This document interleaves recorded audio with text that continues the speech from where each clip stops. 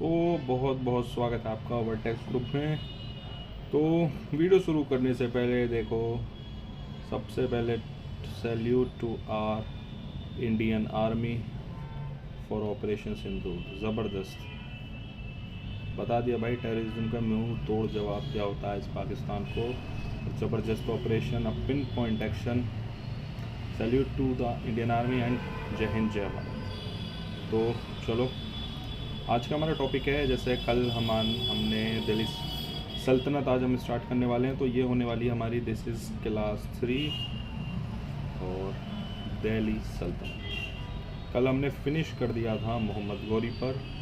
मोहम्मद गौरी ने, जैसे मैंने आपको बताया, बैटल ऑफ चंदावर के बाद जब उसने पूरी तरीके से उसका रूल हो गया, उसके बाद वो इंडिया छोड़ गया और इंडिया में अपना जो उसका स्लेव था, जो उसने कमांडर बनाया था, कुतुबुद्दीन ऐबक, उसको इंडिया का जो भी था अपना सारा चीज़ उसको दे दी। और 1205 में मोहम्मद गौरी जब मर गया, मोहम्मद गौरी डाइड, उसके बाद से अब क्योंकि कुतुबुद्दीन ऐबक जो था, अब इसके ऊपर तो कोई रहा नहीं। अब तक तो इसको दबाव में काम करना पड़ता था मोहम्मद गौरी के। तो इसने क्या काम करा, इसके बाद इसने शुरू करी अपना वर्चस्व इंडिया में।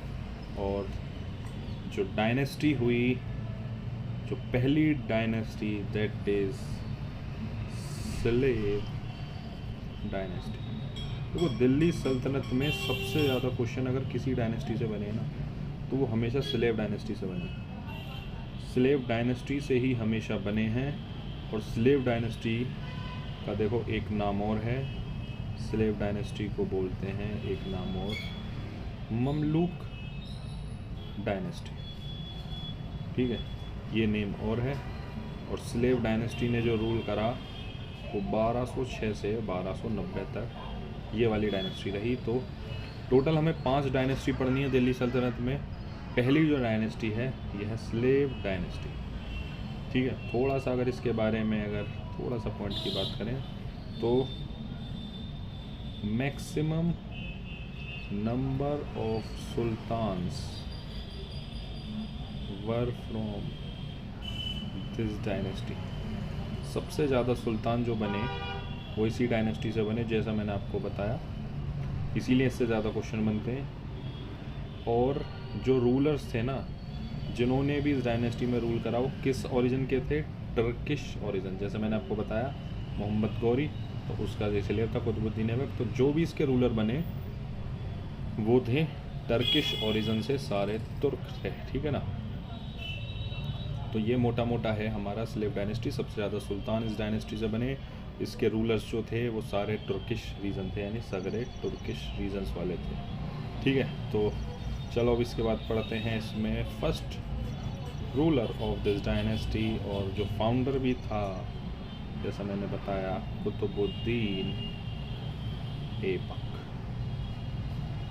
Qutubuddin Aibak, founder of slave dynasty. 1206 से 1210 तक इसने रूल करा। ठीक है, तो पहला पॉइंट जो हमें इसके बारे में पढ़ना है वो है फाउंडर। उम्मीद है साथ के साथ आप नोट बनाते हुए चल रहे होंगे। तो founder of the slave dynasty, तो ये फाउंडर था स्लेव डायनेस्टी का। ठीक है ना, इसी ने इस डायनेस्टी को फाउंड करा, जैसे मैंने आपको बताया। उसके अलावा ये स्लेव था और कमांडर था मोहम्मद गौरी का, जो हम ऑलरेडी पढ़ चुके हैं। ठीक है ना, मोहम्मद गौरी। उसके अलावा इसने अपनी कैपिटल कहाँ बनाई? इम्पोर्टेंट क्वेश्चन है, काफ़ी बार आया रेलवेज़ के एग्ज़ाम में। इसने अपनी कैपिटल बनाई लाहौर। ठीक है, प्रेजेंट है पाकिस्तान। एक चीज़ और, डाइड कैसे मरा? वाइल प्लेइंग पोलो, या चौगान भी कहते हैं इसे, इन 1210। 1210 में पोलो खेलते समय इसकी मृत्यु हो गई। 4 साल का इसका रूल था। ठीक है, इसके अलावा एक और क्वेश्चन, जो इससे बनता है कुतुबुद्दीन ऐबक से। और वो क्वेश्चन है आपका कि इसका टॉम्ब कहाँ पर है।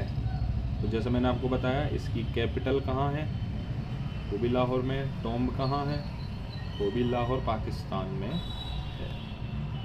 ठीक है। इसके अलावा इसको एक नाम से और पुकारा जाता था, आल्सो कॉल्ड एज लाख बख्श। लाख बख्श नाम से इसको पुकारा जाता था। ठीक है।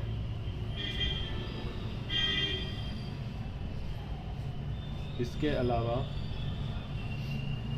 जो इसने कुछ बिल्ड करा, इसने जो बनवाई थी कुव्वत उल इस्लाम, एक मॉस्क है जो इसने बनवाई, बिल्ड कुव्वत उल इस्लाम मॉस्क, जो कहाँ पर सिचुएटेड है, मेहरौली दिल्ली, मेहरौली दिल्ली में सिचुएटेड है ये आपकी मॉस्क। इसके अलावा क्या बनवाया इसने, एक और जो फेमस है वो है आपका 2.5 दिन का झोपड़ा। 2.5 दिन का झोपड़ा, और ये कहाँ पर है, अजमेर राजस्थान। अजमेर राजस्थान में सिचुएटेड है। तो इसका टॉम्ब कहाँ पर है, लाहौर पाकिस्तान में।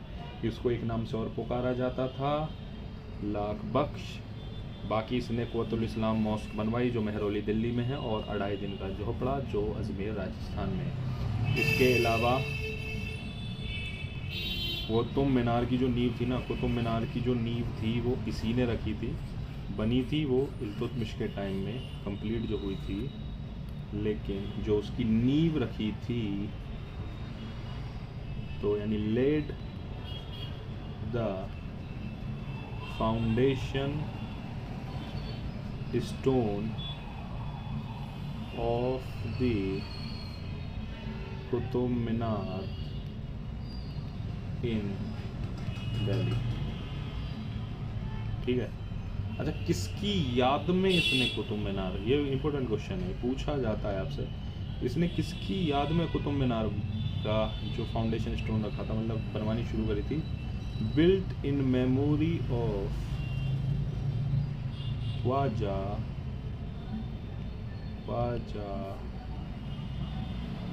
कुतुबुद्दीन बख्तियार काकी।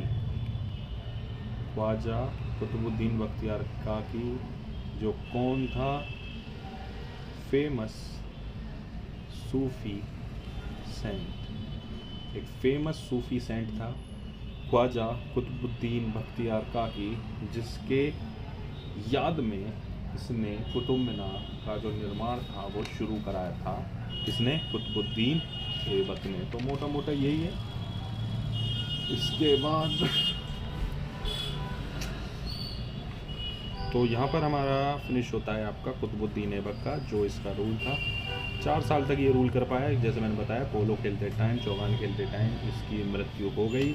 घोड़े पर से गिर गया एक खेलते टाइम, पोलो आपको पता होगा पोलो का, तो घोड़े से गिर गया और उसके बाद इसकी मृत्यु हो गई 1210 में। अच्छा, इसके बाद बीच में ना, आफ्टर हिम यानी कुतुबुद्दीन के बाद आराम शाह बिकेम द रूलर। अच्छा, इसके बाद बनाया गया आराम शाह। लेकिन सर आप तो कह रहे थे इल्तुतमिश, ठीक है, ये बात आपकी ठीक है, इल्तुतमिश ही था, लेकिन इल्तुतमिश पता है क्या था, इल्तुतमिश से पहले 1 साल को आराम शाह बना था, लेकिन आराम शाह जो था ना वो इनकैपेबल रूलर था, वो रूल नहीं कर पा रहा था ढंग से। तो इल्तुतमिश उसके बाद बनता है। तो अराउंड आराम शाह से तो कोई क्वेश्चन तो आएगा नहीं, लेकिन तकरीबन बता दें 1 साल तक इसने रूल करा था बस। Became the ruler for about just 1 year, आराम शाह। और इसके बाद बनता है हमारा, इसके बाद जो इम्पोर्टेंट है और जो हमें पढ़ना है आज वो है इल्तुतमिश। सबसे ज़्यादा क्वेश्चन बनते हैं इसी से, इल्तुतमिश। कब से कब तक रूल करा, जैसे मैंने बताया 1 साल के लिए तो उसने करा था, तो उसके बाद यानी 1211 से लेकर 1236 ईस्वी तक इसने रूल करा इल्तुतमिश ने। अच्छा, इसको बोला जाता है true founder of the Delhi सल्तनत। अब क्यों बोला जाता है, देखो कुतुबुद्दीन ऐबक जो था ना, वो सबको पता है कमांडर और स्लेव था मोहम्मद गौरी का, तो उसे मोहम्मद गौरी ने एक तरीके से दे दिया था कि तुम संभालो, मैं जा रहा हूँ, ठीक है। लेकिन वो 4 साल में ही, जैसे मैंने बताया, पोलो खेलते टाइम, चौहान खेलते टाइम उसकी मृत्यु हुई। उसके बाद आराम शाह बनाया गया, लेकिन आराम शाह इनकेपेबल रूलर था। तो उसके बाद तो आगे पढ़ते हैं इल्तुतमिश के बारे में। तो ट्रू फाउंडर से बोला जाता है, जैसे मैंने बताया। उसके बाद देखो कुतुबुद्दीन ऐबक के टाइम में, यानी अगर मैं बोलूँ कुतुबुद्दीन ऐबक के टाइम में ये क्या था, बिफोर बिकमिंग रूलर, देखो राजा बनने से पहले ये ही was the governor of Badaun. ये गवर्नर था बदायूं का, बदायूं का गवर्नर था ये कुतुबुद्दीन ऐबक के टाइम में। और जैसे हमने पढ़ा उसके टाइम में कैपिटल कौन थी, लाहौर। लेकिन इल्तुतमिश ने राजा बनते ही या सुल्तान बनते ही कैपिटल अपनी कहाँ शिफ्ट कर ली, दिल्ली। इसकी कैपिटल कहाँ थी, दिल्ली। कंफ्यूज मत हो जाना, कुतुबुद्दीन ऐबक में लाहौर थी और उसका टॉम भी लाहौर में, लेकिन इल्तुतमिश ने अपनी कैपिटल बनाई लाहौर से शिफ्ट करके दिल्ली, ठीक है ना, लाहौर से शिफ्ट करके दिल्ली। उम्मीद है नोट बनाते हुए चल रहे होगे, नोट साथ में बनाते हुए चलना। अच्छा, इसको एक नाम से पुकारा जाता है, also known as the slave of the slaves, दासों का दास, दासों का दास इसको बुलाया जाता है। ऐसा क्यों, अभी मेरे अगले पॉइंट से आपको क्लियर हो सकता है। देखो इसने एक चीज़ बनाई थी, ही एस्टेब्लिश्ड द तुर्कान ए चहलगानी, तुर्कान ए चहलगानी, या मैं कहूँ 40, इसका मतलब क्या था, देखो इसके अंदर होते थे 40 तुर्किश चीफ्स, 40 तुर्क तो ये थे चीफ्स। ये दासों का दास तो था ही, और इसने ऐसे ही क्या काम करा, तुर्कान चहलगानी बनाई। तुर्कान चहलगानी यानी जिसमें 40 तुर्की जो चीफ थे, ठीक है, 40 तुर्की जो चीफ थे, इस तरीके से इसने बनाया। एक तरीके से अपने अलग ही जैसे डिपार्टमेंट बना देते हैं ना, अब जैसे अभी हमारे जैसे आप देखो कोई प्राइम मिनिस्टर है, प्राइम मिनिस्टर की कैबिनेट होती है जिसमें अलग अलग मंत्रालय सबको दिया जाता है, ऐसे ही इसने करा। इसने एक तुर्कान चहलगानी बना ली, 40 टर्किश जो थे, जो तुर्किश तो सारे तो उनको अलग अलग वो दे दिया चीज़ संभालने के लिए, ठीक है। तो इसीलिए एक तरीके से दासों का दास है ये। अब अगर इसके आगे हम पढ़ें तो एक क्या करा, एक इम्पोर्टेंट जो बनता है इससे, वो बनता है first Turkish sultan to issue pure Arabic coins. पहला टर्किश सुल्तान जिसने प्योर अरेबिक कॉइन्स शुरू करे। इसके अलावा ही also started minting silver coins and copper tokens. तो इसने भैया मिंट करने शुरू करे सिल्वर के सिक्के और कॉपर के टोकन्स भी इसी ने ही, ठीक है। बाकी प्योर अरेबिक कॉइन्स इशू करने वाला भी पहला सुल्तान यही था, है ना। और अगर इसका थोड़ा सा पढ़ें तो मिन्हाज उस सिराज। मिन्हाज उस सिराज क्या है ये? कौन था? फेमस हिस्टोरियन उस टाइम का। इसने एक बुक लिखी थी जिस बुक का नाम है तबाकत ए नसीरी। इसने बुक लिखी थी, ये इसी की कोर्ट में, यानी lived in the court of Iltutmish की ही उसमें रहता था ये। यानी ये जो हिस्टोरियन है ये सेम आपके इल्तुतमिश के टाइम का ही है हिस्टोरियन। जैसे हमने कल पढ़ा था, ऐसे ही कल जो हमने पढ़ा था मेंस करके कुछ जो पढ़ा था शुरू में, मोहम्मद महमूद गजनवी के टाइम में या किसी के टाइम में हमने पढ़ा था, तो उसी तरीके से ये है, इसी के टाइम में फेमस हिस्टोरियन जो है ये भी यहाँ हुआ। ठीक है ना। जैसे हमने पढ़ा था किताबुल यामिनी, फिरदौसी, ये सारे महमूद गजनवी के टाइम थे। तो इसी तरीके से इसके टाइम में कौन था? मिन्हाज उस सिराज। ठीक है। अच्छा, इसके टाइम में ना इल्तुतमिश के टाइम में एक खतरा और हो रहा था मंगोलों का। मंगोल लगातार अटैक कर रहे थे उस दौरान। ठीक है ना।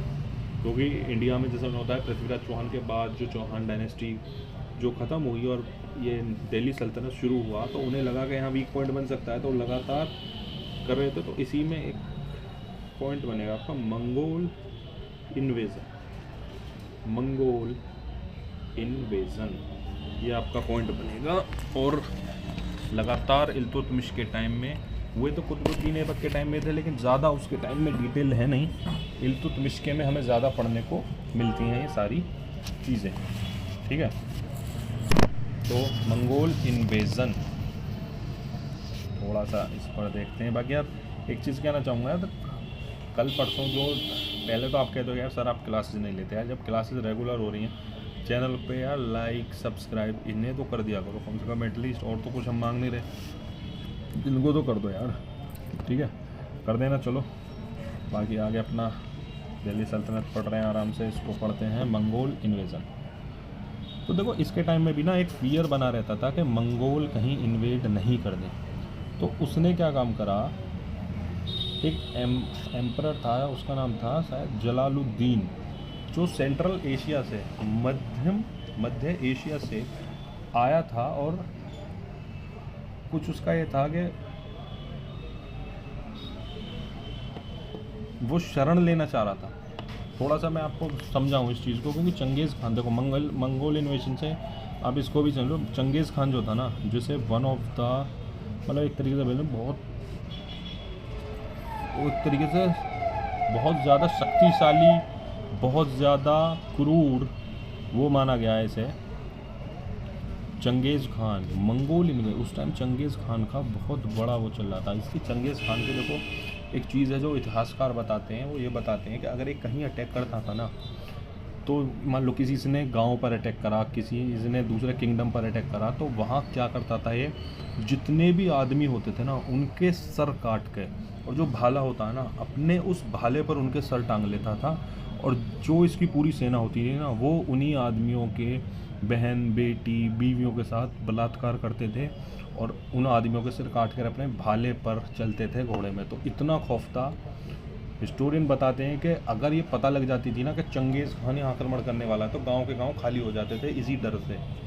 एक तरीके से बहुत ज़्यादा इसका खौफ था।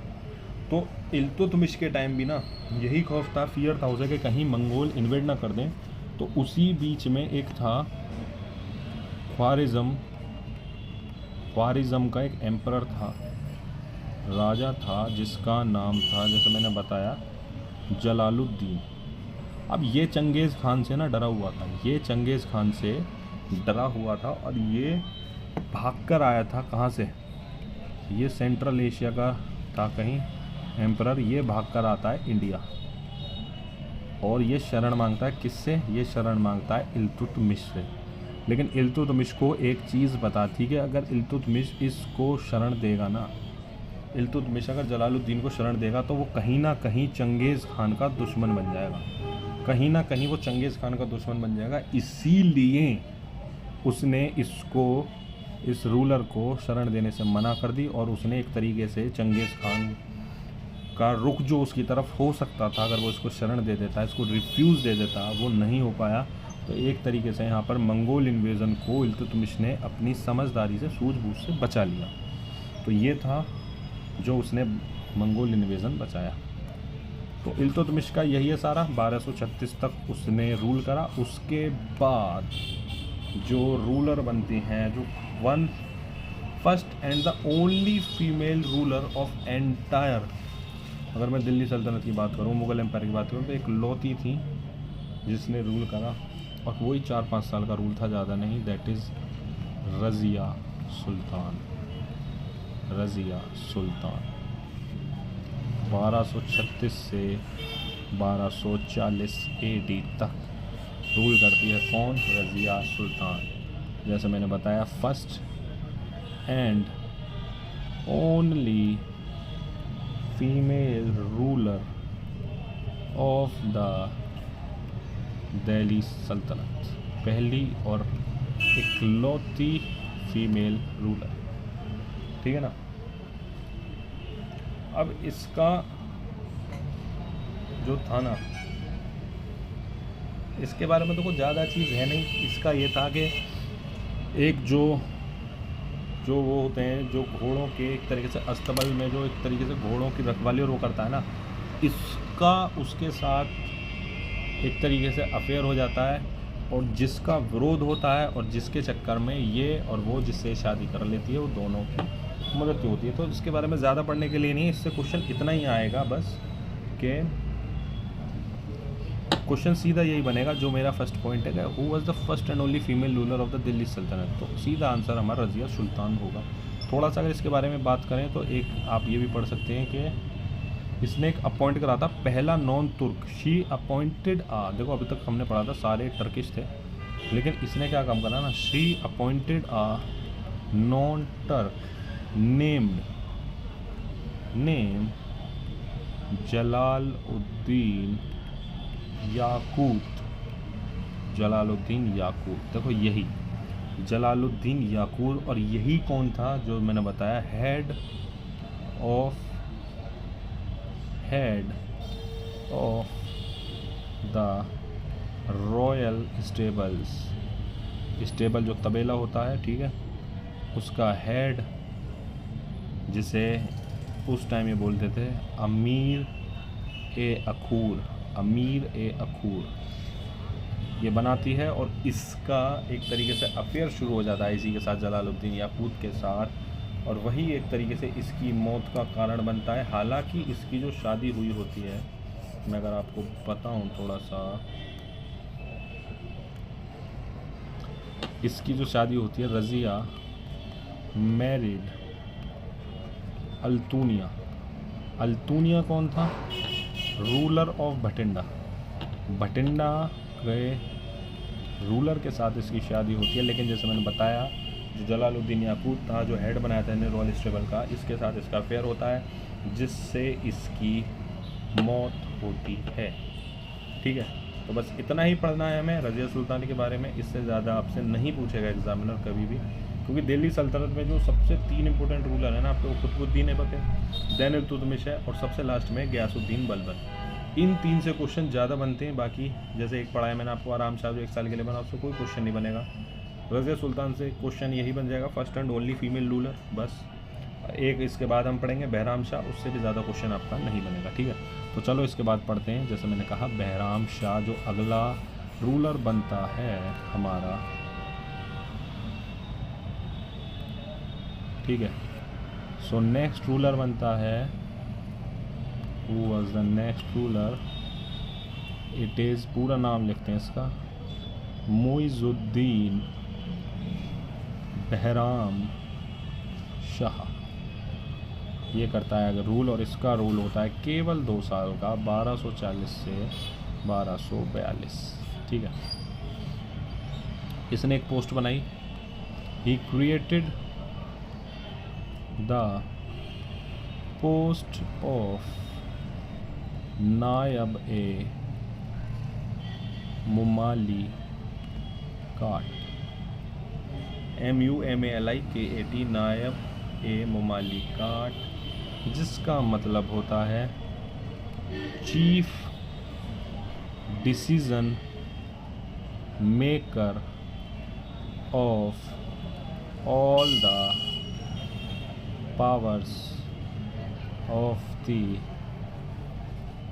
कंटेम्प्ररी दिल्ली सल्तनत। तो ये काम था जी इसका। इसने एक पोस्ट बना दी नायब मुमालिकात और सारी पावर दे दी कि ये भैया चीफ डिसीजन मेकर, सारे काम यही कर लेगा, क्योंकि इसको पता है क्या था, ये आराम से मौज मस्ती में रहता था। जो स्टूडेंट बताते हैं ये मौज मस्ती में रहता था, इसको कोई फिक्र नहीं थी। एक तरीके से इनएफिशिएंट रूलर था ये, ठीक है। और इसने एक पोस्ट बना दी नायब मुमालिकात कि भैया जो भी होगा तू देख ले, तू चीफ डिसीजन मेकर है, सारी चीज़ जो फैसले लेने हैं तू ले ले। इसने ये काम करा और इसी बस इसके बारे में यही पूछेगा आपसे कि किसने नायब मुमालिकात पोस्ट बनाई थी। इससे ज़्यादा इसके बारे में क्वेश्चन नहीं बनेगा। इसके बारे में एक दो चीज़ अगर हम और पढ़ें तो वो होगी, अच्छा इसकी डेथ हो जाती है after the death of Bahram Shah. इसकी डेथ हो जाती है 1242 में। इसकी डेथ हो जाती है 1242 में। उसके बाद कौन बनता है ruler? Masud Shah became the ruler. अब यहाँ से ना बलबन के टाइम तक ना इनएफिशिएंट रूलर बनेंगे और बहुत ज़्यादा रूलर बनेंगे कुछ साल के लिए, जिनसे हमें पढ़ना नहीं है, बस नेम पढ़ लीजिए। मसूद शाह बनता है इसके बाद। और होता क्या है, 1246 में मसूद शाह को कैद कर लिया जाता है, वाज इम्प्रिजन्ड, इसको कैद कर लिया जाता है। एंड नसीरुद्दीन महमूद, एक ये है नसीरुद्दीन महमूद, ये सुल्तान बन जाता है, ठीक है ना। तो बहराम शाह में इतना पढ़ना, बहराम शाह 1242 में इसकी मृत्यु हो जाती है। उसके बाद मसूद शाह रूलर बनता है, लेकिन 1246 में मसूद शाह को कैद कर लेता है नसीरुद्दीन महमूद और वो खुद सुल्तान बन जाता है। बस इतना, ठीक है, इतना ही इसके बारे में पढ़ना है। अब पढ़ेंगे सबसे one of the most important या सबसे इम्पोर्टेंट कह लीजिए आप, जिसने स्लेव डायनेस्टी में रूल करा, और वो कौन था? One and only Ghiyasuddin Balban. Ghiyasuddin Balban. मैं आपको एग्ज़ाम पॉइंट ऑफ व्यू से करा रहा हूँ, मुझे पता है कहाँ से क्वेश्चन बनेगा कहाँ से नहीं बनेगा, उसी हिसाब से मैं करा रहा हूँ। 1266 से 1287, 1266 से 1287 AD तक, ठीक है। तो कब बनता है देखो ये रूलर, जैसे मैंने अभी बताया, Nasiruddin Mahmud, after the death of Nasiruddin Mahmud in 1265, उसके बाद Ghiyasuddin Balban became the ruler the sultan, ठीक है।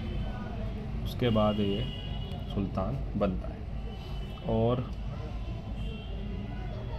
जब नसरुद्दीन इसका रूल था ना, इसे ऐसे लिख सकते हैं, ड्यूरिंग द रेन, शासनकाल में नसरुद्दीन महमूद शाह के, बलबन क्या था इसके शासनकाल में? बलबन जो था वो था PM, was the prime minister. Balban था प्राइम मिनिस्टर। गियासुद्दीन बलबन, जैसे हमने पढ़ा, 1266 से 87 का इसका रूल है। नसरुद्दीन महमूद 1265 में मर गया, और जब नसरुद्दीन महमूद शाह रूल कर रहा था तो उस टाइम बलबन प्राइम मिनिस्टर था, यानी PM था, ठीक है।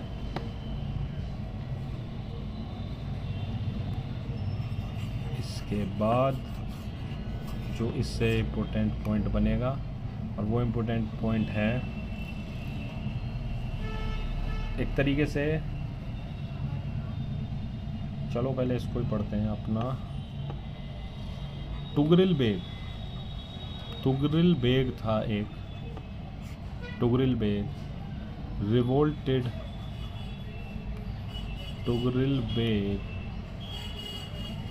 Revolted against Balban. एक तुगरिल बेग था, इसने बलबन के खिलाफ विद्रोह छेड़ दिया और उसने अपने आप को, देखो ये कहाँ का था, ये बंगाल में उस टाइम रूल कर रहा था, तो था ना, ये बंगाल का रूलर था। इसने रिवोल्ट कर दिया बलबन के खिलाफ और इसने ना अपने आप को declared himself as an independent ruler of Bengal in 1279। अपने आप को इसने 1279 में बंगाल का इंडिपेंडेंट रूलर घोषित कर दिया और इसने कह दिया मैं नहीं मानता इसको, बलबन को, जो सुल्तान है दिल्ली वली का, मैं तो खुद इंडिपेंडेंट रूलर हूँ और बंगाल इंडिपेंडेंट। और 1279 में इसने अपने आप को इंडिपेंडेंट घोषित कर दिया, ठीक है। और इसके टाइम में क्या हुआ, हालांकि बाद में इसने तुगरिल बेग की हत्या कर दी और इसने अपने कैप्चर में ही ले लिया, होता ही वो तो, क्योंकि पावरफुल तो था ये। एक जो मेन पॉइंट है इसका, इंस्टीट्यूटेड द रोल ऑफ, देखो सजदा और पाबोस का रूल इसी ने लागू किया, ठीक है। उसके अलावा इसने also started celebrating the Iranian festival होता है ना नवरोज़, वो भी इसने मनाना शुरू कर दिया, वो भी इसने मनाना शुरू कर दिया, ठीक है। सजदा और पाबोस को इसने लागू करा, ईरानियन फेस्टिवल नवरोज़ को इसने मनाना शुरू करा इसके कार्यकाल में। क्वेश्चन बनता है इससे, बार बार बनता है। उम्मीद कर रहा हूँ नोट्स बनाते हुए चल रहे होगे, पीडीएफ बाद में दूंगा नोट्स की, लेकिन पहले नोट्स बनाते हुए चलना बेनिफिशियल रहेगा। जितना मैं लिख रहा हूँ इतने इसी हिसाब से लिखोगे, याद करने में आसानी होगा। नोट्स में पीडीएफ में तो भाई बहुत लिखा रहता है, उससे थोड़ा डिफ़िकल्ट होगा। मेरे वाले नोट्स बना लोगे बहुत ईजी रहेगा, ठीक है। एक चीज़ और, इसने एक पॉलिसी अडॉप्ट करी थी, adopted the policy of iron and blood, खून और लोहा, to strengthen the government system, to strengthen the government system, ठीक है। और एक चीज़ और, इसने खुद को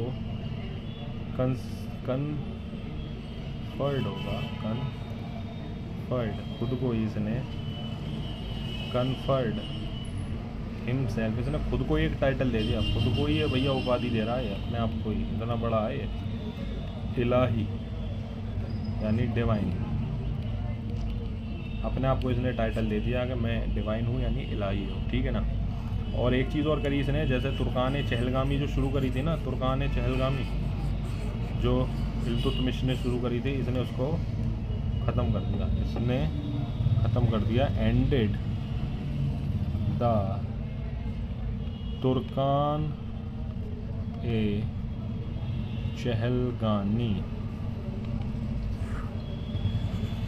तो किसने स्टार्ट करी थी, स्टार्टेड बाय इल्तुतमिश। इसने बोला भैया इसकी कोई ज़रूरत नहीं हमें, तुम निकलो, और इसने उसको एंड कर दिया, ठीक है। और इसके अलावा एक चीज़ और, इसको बोला जाता था उलूग खान, उलूग खान के नाम से पूछा जाता है कि उलूग खान किसको बोला जाता था, तो इसको उलूग खान बोला जाता था। और ये टाइटल इसे किसने दिया था, टाइटल उलूग खान का टाइटल इसको दिया था नसीरुद्दीन महमूद शाह ने, नसीरुद्दीन महमूद शाह ने इसे ये टाइटल दिया था, ठीक है। और बस एक लास्ट पॉइंट जो इसका बनेगा, आज इतना ही रखते हैं, अभी इसके थोड़े से मेजर डिपार्टमेंट्स हैं वो थोड़ा कल पढ़ेंगे। तो Amir Khusro famous poet, musician, scholar, resided in Balban's court, इसी के कोर्ट में रहता था, बलबंस कोर्ट, ठीक है। तो ये है आपका, अब इसमें हमारे एक दो चीज़ रह गई, जैसे फेमस डिपार्टमेंट जो हम कल पढ़ेंगे।